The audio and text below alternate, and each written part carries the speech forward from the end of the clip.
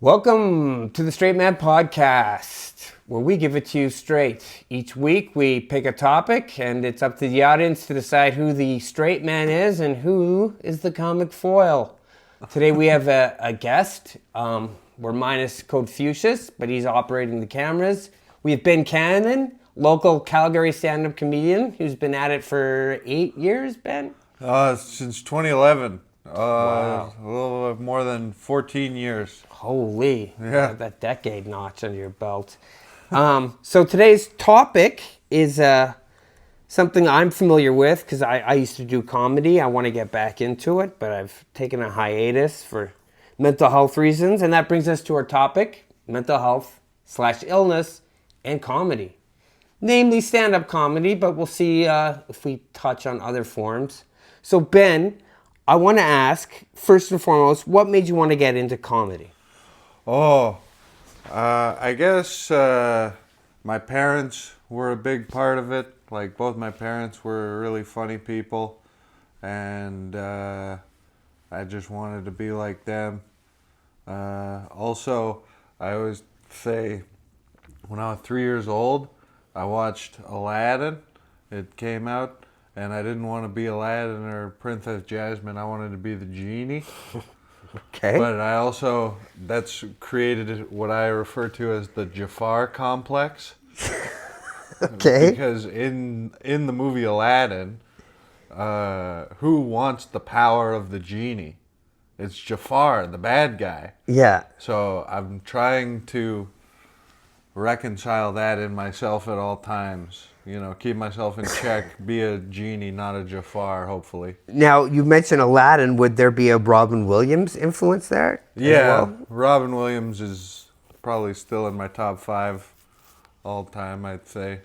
And why do you attribute that to? Like how committed he was to, or how on he was all the time? I met him once in Vancouver. Really? Yeah. Oh, wow. Yeah. I was working on Night at the Museum, maybe? Yeah. 3 reshoots? Oh, yeah. I was only there for a couple days, but I got to say hello to him. Yeah, you That was used to pretty play cool. Teddy Roosevelt Really? in the Night at the Museum movies. Okay, I haven't seen any of them. But and he did some spots that while he was there, he did some local rooms. He even did some open mics. Like it was great. It was unreal. But who else was a big influence? Oh, Jim Carrey? Would you say Jim Carrey? yeah. Because I find Robin Williams is often a good segue and vice versa to one another. And again, that like highlights the issue of today's topic. Both are pretty open about their issues with mental health. Yeah. Robin no longer being here. Yeah. And do you think that was kind of an allure too? Like you saw something in yourself, in them? Like both the funny part, but also the sadness? Because they're, yeah. Yeah, I guess it's a matter of like learning enough about yourself that you see how people react to you in the world, and people are, I don't know, I would always do like goofy things naturally and get laughs.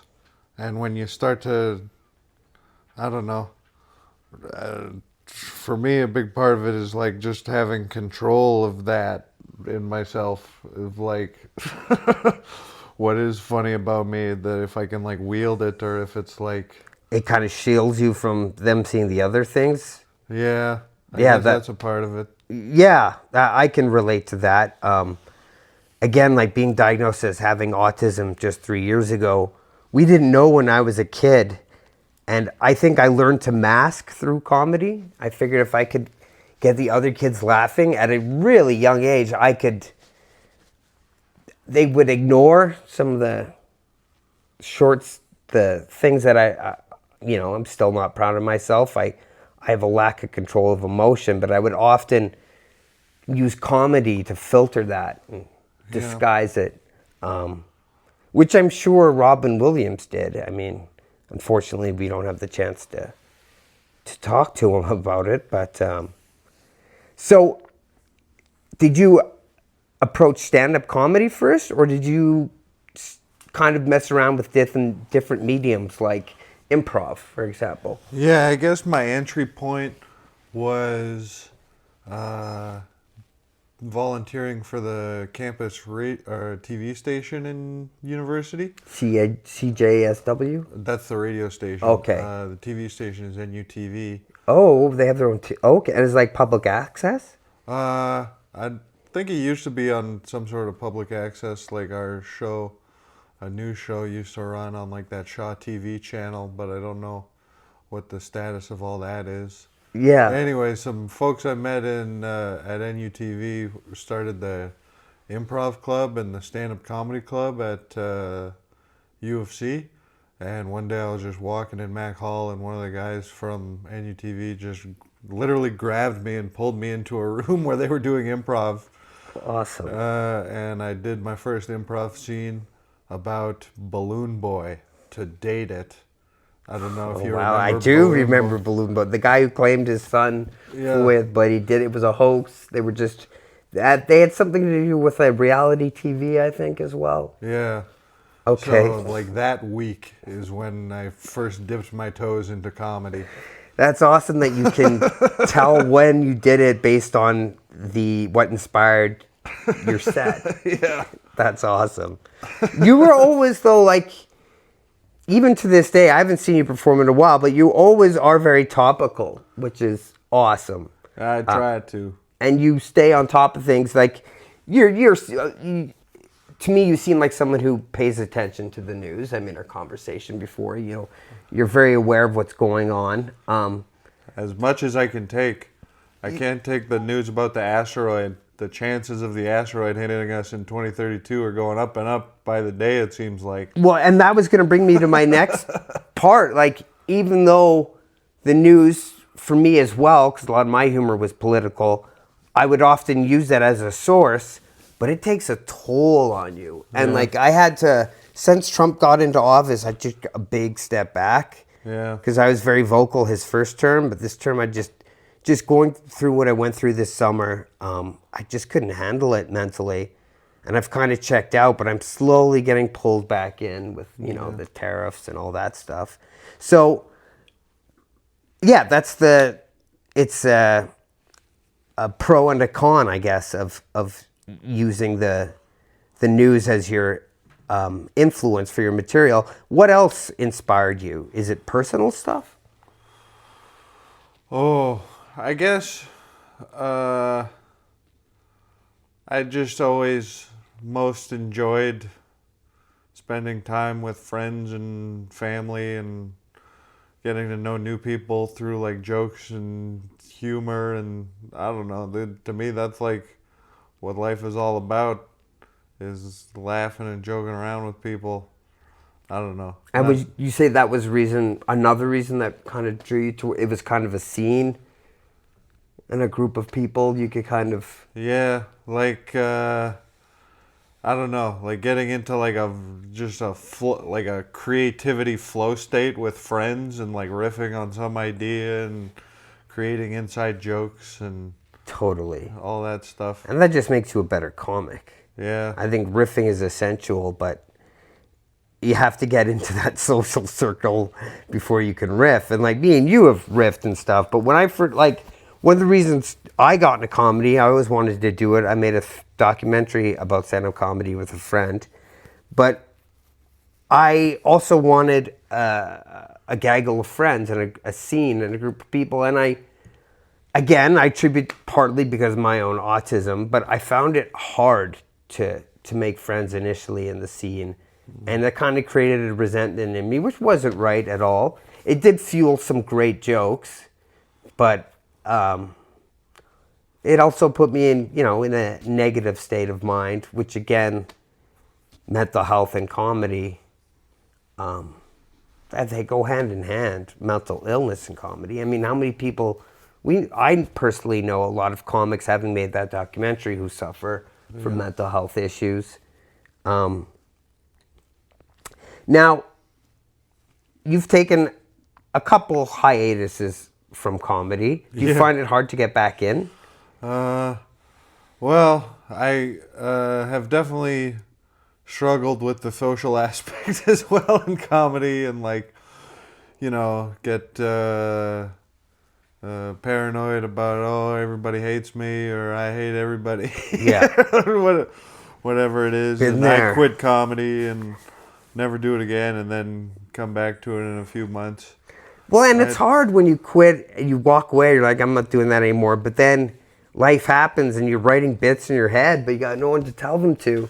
So you're yeah. like, this is such a waste. I mean, COVID was the worst instance of it. It was like Yeah, that was awful. quitting comedy, and then also this the global catastrophe happened. So it's like, oh, nobody cares that I quit comedy. Oh, did I quit comedy because I wanted to stop doing comedy, or because I wanted everybody to miss me? Or Yeah, but that was a time too when you could step away because the shows would happen and then get canceled, and there wasn't much. People wouldn't show up, and it was hard to put in all those mandates for bars and to get people to come out and abide by them.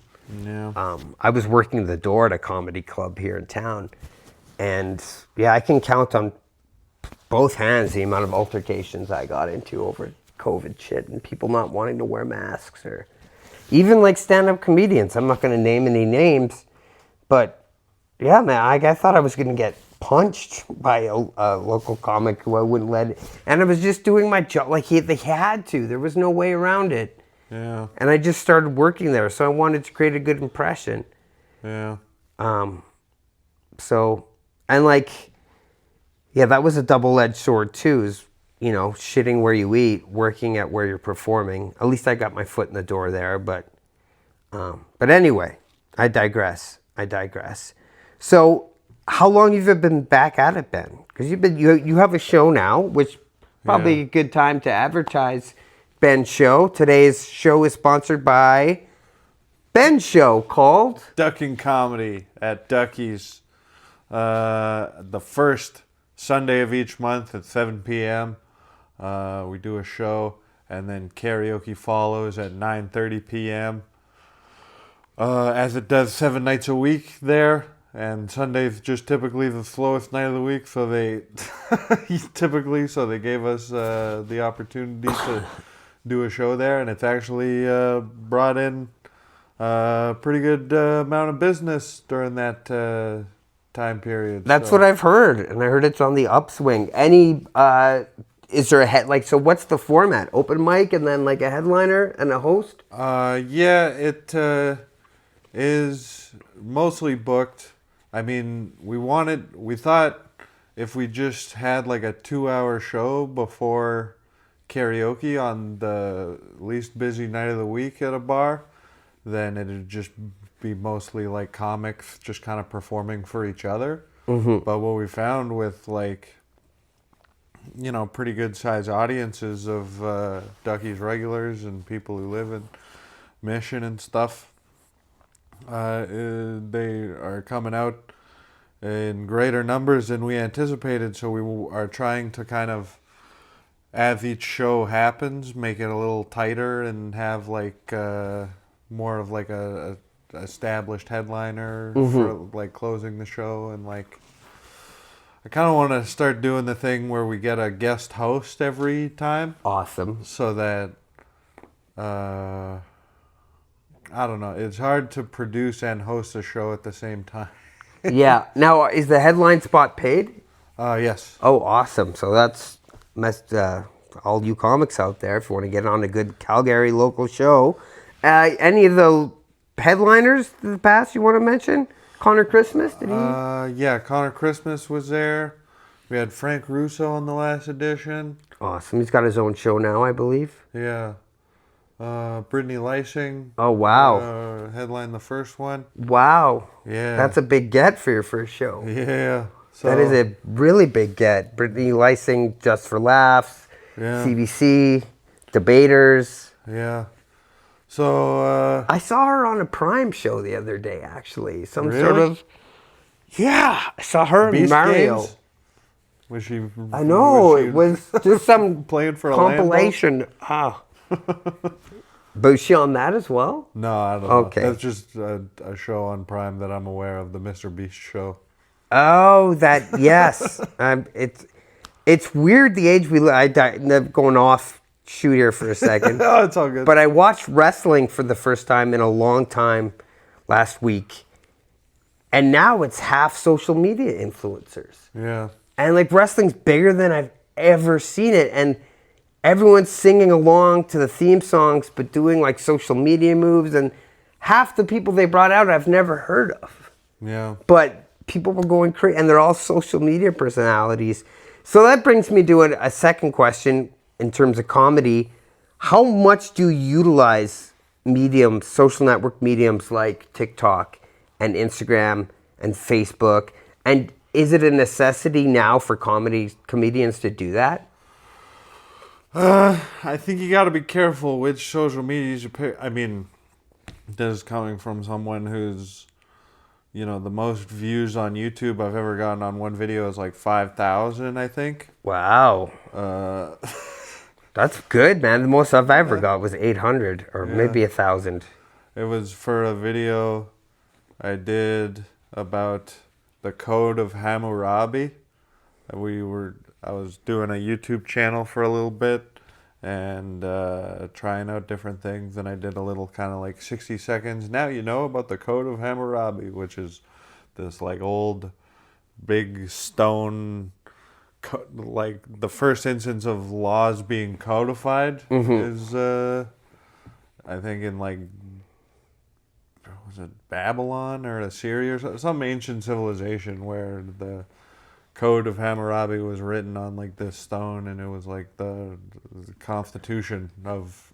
And this was a sketch you did for YouTube? Yeah. We just did like an animated explainer. Is your channel still up? If anyone, I think you can that plug video it. is still up. Okay. Yeah, I'd like to do more stuff like that. I think we'd all like to be making money off of YouTube. I think that thought goes through my head every day, but then you have to build, subscribe. There's all kinds of... It's just a lot of work you have to do that I don't think most people think about, especially if you want to be monetized. Yeah. And like when I left comedy, I was just getting a handle on that social media aspect of it, but... YouTube Shorts was a great way to get jokes out there. Definitely. And I'm not sure how that algorithm works, but sometimes it can work in your favor. Especially if you're a comedian, too, I think. Yeah. I've recently gotten a couple good, 15 and 20-minute sets recorded. Yeah. So I just have to go and chop those up and turn them into clips. But it's also, a balance of how much material do I want to release out there before I put it on an album or something. Theoretically, I feel like I keep burning my material before I'm able to package it into a commercial product of some kind. Now, speaking of material, do you find it beneficial for your mental health history to get involved in your comedy? Because that's where I found my best material. I was hesitant at first, but then I went full into it. Yeah. I don't want to be accused of making fun of autism because I have it, and that gives me a pass. I never really thought of it like that, but I suppose that's true too.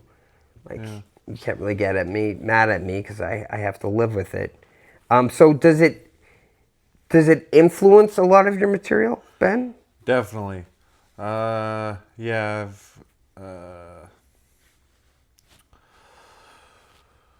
I don't know. The management of mental health in our society is like a new, I don't know, it's like a new indicator of just well-being generally. I feel like Totally. being able to reflect and laugh on your most traumatic and horrible experiences in life and stuff is a sign of strength and growth and all that positive stuff that people yearn for. So many people are struggling to manage their mental illness, so when you can watch somebody in a similar situation kind of talk talk it out and frame it in such a way that it makes you think about it differently, that gets to the core of mental illness, I think. Yeah, and I think too now we live in an age where you can talk. There's less stigma around it. So comics who often are very well versed in mental health and mental health issues will have a lot of material about it, and you're hearing a lot more of it because I think mental health is more of an issue now. It's not as taboo as it was. Yeah. And even like that extends to other ailments like autism. I think had I been raised in this generation, they would have noticed it when I was 2 or 3, but Yeah. they didn't notice it till I was in my late 30s. Yeah, I have some friends who are just becoming parents now. They've got kids that are, kind of in the 2 to 5 year old age range, and some of those children are being diagnosed with things that, like an old friend of mine, his older brother, and his young daughter were both diagnosed with autism recently, and it was a relief to my friend and to his brother to get that diagnosis, even though he's, I believe, in his like late 30s, early 40s. But he was like, and I'm super grateful to get that diagnosis for my child, who then has, I feel like, and it's often hereditary, right? Yeah. So that's where it comes from. Every possible kind of precaution and things you need to take into account. You're getting like the best head start possible on that stuff, I guess. Yeah, but that's the thing, is being diagnosed as a kid versus like your friend being diagnosed as an adult.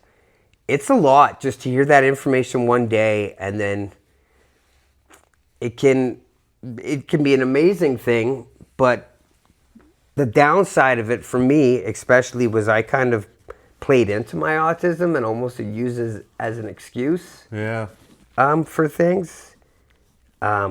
And then I think I just got too lost in it. Like it did inform a lot of my material, but it also informed how I acted, and I don't know, I had less grasp on my emotions after I found out. Yeah. Which you'd think I'd have the opposite, because it's I figured out why I have a lack of control, but I don't know if I just felt like, I have that ticket now, so I can fucking be autistic. Start dumping puzzles out wherever I go, walking on the balls of my feet. Yeah. I played up to it, and I worked with autistic kids, and I found myself going home doing some of their mannerisms. Like, I used to do this a lot as a kid. I stopped. Yeah. But when I started working with autistic people, I'd go home and pick up their mannerisms. Yeah. It was, and once I didn't realize it at first, but now I know. So I think the big thing is, letting mental health influence your comedy, but not influence your life. I heard something on another podcast, last podcast on the left, props. Marcus Parks would always say that mental health is not your fault, but it's your responsibility. Yeah. And that rings so true. And it's so self-evident, but at the same time, kind of coded. You know what I mean? It was a profound bit of information. And I'm not good at taking meds. I have to. Yeah, I suck at that. And it really does affect my emotions, how I act. You can tell when I'm not on my medication and when I haven't taken it. I took it today. Yeah. I don't know if this is too personal, if you don't want to answer. How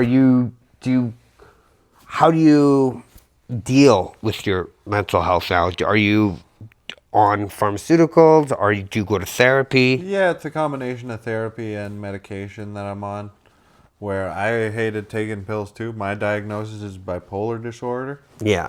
So you're on antidepressants. It's a mood stabilizer. Okay. Where I was taking a common bipolar medication by pill for a few years called lithium, and a couple other ones, olanzapine and aripiprazole. But now the aripiprazole is the only one I take, and I get it by monthly injection, Wow. which Easier. yeah, it is. It has helped me in a lot of ways, but also I've learned about side effects of the medication that I think I've seen the effects of in my life too. So, but There's always going to be side effects with that stuff too. It sucks. Like if you don't eat and you take your pills, and then an hour later you're like, my stomach, oh my god. yeah, that kind of stuff. But I don't know. Overall, and the therapy is been really good. Yeah, it's great. And again, it's a lot more available now than I think it ever was. Yeah.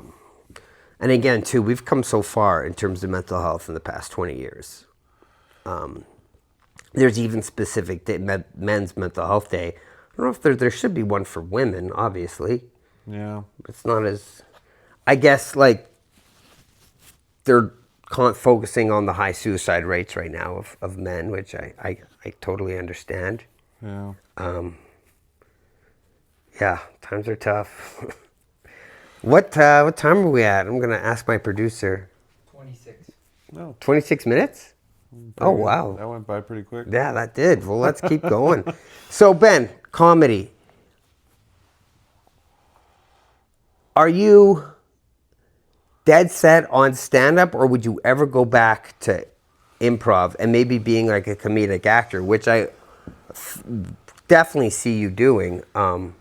Yeah. And you're in the right city to be an actor. I don't know about the comedic actor, but there's lots of film productions and TV shows being produced here. Yeah, I mean, improv, I guess I haven't really been in practice of it in a long time. Yeah. I think improv too is one of those things like playing the drums, and correct me if you disagree, but I think if improv, you either have it or you don't. Yeah. You either are born saying yes or you're not. I always excelled at improv, and like one of the reasons why I got into the U of A without having to upgrade was my drama mark being so high. Yeah. And we did a lot of theater sports, and I just, and I was originally a drama major at university. I later switched to focus on film studies, but always had that desire to be a comedic actor, and I felt I was best as an actor when I was being comedic. Yeah. Have you ever done any comedic acting, Ben, in any local movies or TV spots, commercials, or even YouTube? The most acting I've done was for back in the campus TV station days. I had this little kind of segment on the news show called Problem Solving with Smilin' Ben Cannon, where I was kind of like a heightened version of myself and did some kind of I would say kind of Daily Show style sketches and stuff with friends in university.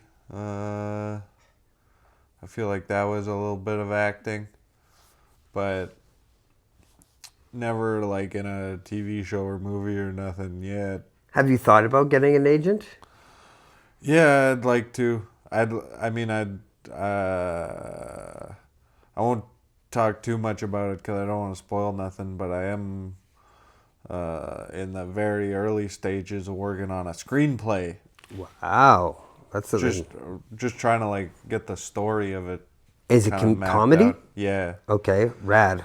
kind of based on my life a little bit. Something I want to run by you when we're done, actually, in terms of a sketch. But anyway, Okay. And I'd love to hear more about your screenplay. Where am I going with this? So, but your film is something you are pursuing too at the same time, right? Because you have joined the local union, IATSE, Yeah. waiting for that call.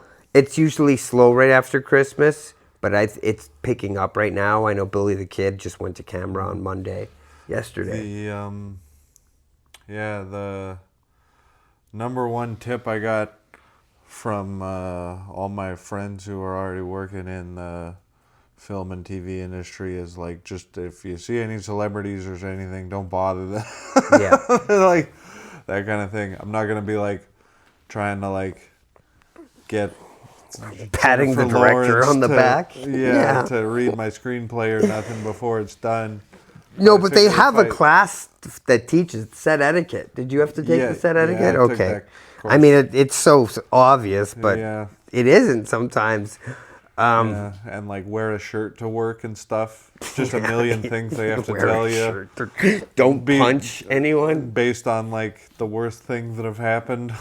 It gives you this kind of glimpse into what I will warn industry you, you're- it's a rough industry on your mental health. I worked in film for a long time. I started out as a production assistant. So bottom of the bag, first one's on set, last one's to leave. Yeah. Thankless work, taking out garbage, getting people coffees, keeping the public quiet, traffic control, but thankless. And again, at a time when I didn't know I had autism, I was misdiagnosed as being bipolar at a very young age, twice. Yeah. And I thought I was bipolar, and I know I do suffer from depression, but I think it's linked more to autism. Yeah. But I found myself like on a long show. I was on a show once upon a time for 10 months in the production office, but it was grueling. And yeah, you can get mentally burnt out. But that's the nice thing about short shows, or if you shoot like a MLW, a movie of the week, or a film, maybe 3 months on the film, 4 months, but 10 months is a long time. So do you have any idea of what show you'll be working on and what department? Are you Grip? Grip. Okay, cool. I don't know what show or nothing yet. But Did you read the Grip handbook? yeah. Okay, a lot of knot I'm tying. working on my knots. Yeah, a lot of knot tying. Yeah. That's so funny. It kind of makes me want to get back into it. Some days I do really miss it too, but I think when you're on a film set long enough, and like I was lucky enough to start out as a PA, but then was also a trainee assistant director. I was also an office PA. I also did some set deck. And I was a camera trainee as well. So I got to know almost every department, which was pretty much like free film school. Yeah. And if I ever did pulled the money together to make my own film, I do have the confidence that I would know how to produce it. And I produced things before, but I'm also confident enough that I'd be able to take a stab at directing. Yeah. Because again, you pick things up, and that's what a lot of people say day one on a film set, just be a sponge and absorb. It's a lot to absorb, but it's fun. I do, some days I do really miss it. There's a gentleman who lives, and the house is over there? No, there.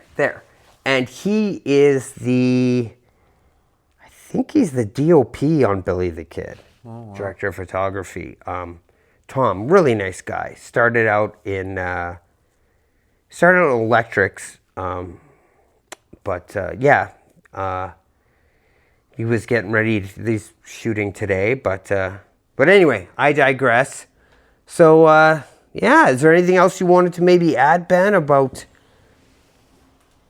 mental? Like, actually, one thing I did want to touch on. Even if your comedy isn't necessarily tied to your mental illness or your mental health, do you find it very therapeutic, regardless, just to make jokes? Oh, even absolutely. if it doesn't pertain to what? It's like untying the knots in my head into like something palatable for it's like, I don't know how to describe it. When you write a bit and it works. Mm-hmm. Like a eureka kind of moment? Yeah. It's like... Yeah, I'm sure there's endorphins that go off too. I'm sure there's some sort of chemical positivity going on when you do... especially for me, I found when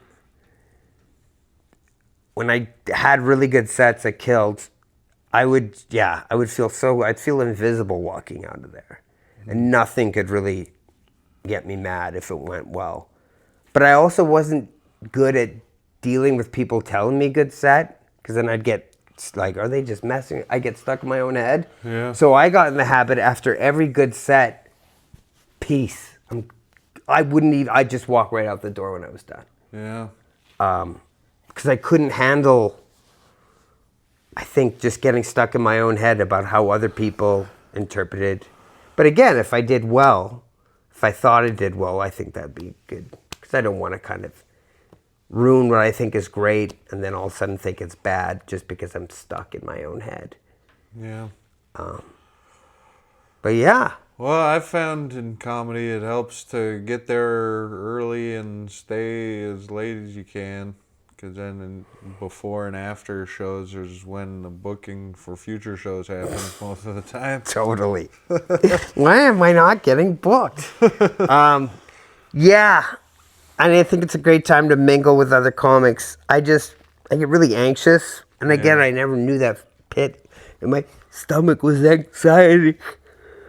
So I get so anxious that I often do the Irish goodbye. And you know the Irish goodbye? Oh, I'm the kid. Yeah, it's the greatest thing in the world. I do that too often. The Irish. My friend sends me memes about like when your friend leaves this other thing.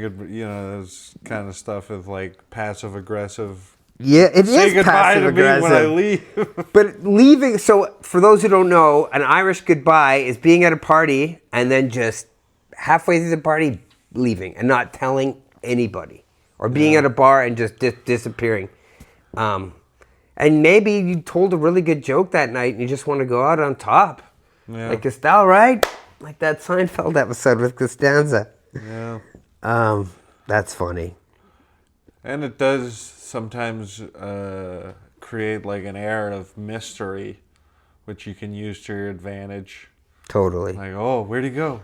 He just killed. Oh, he's off to his next adventure. Maybe he's secretly Batman.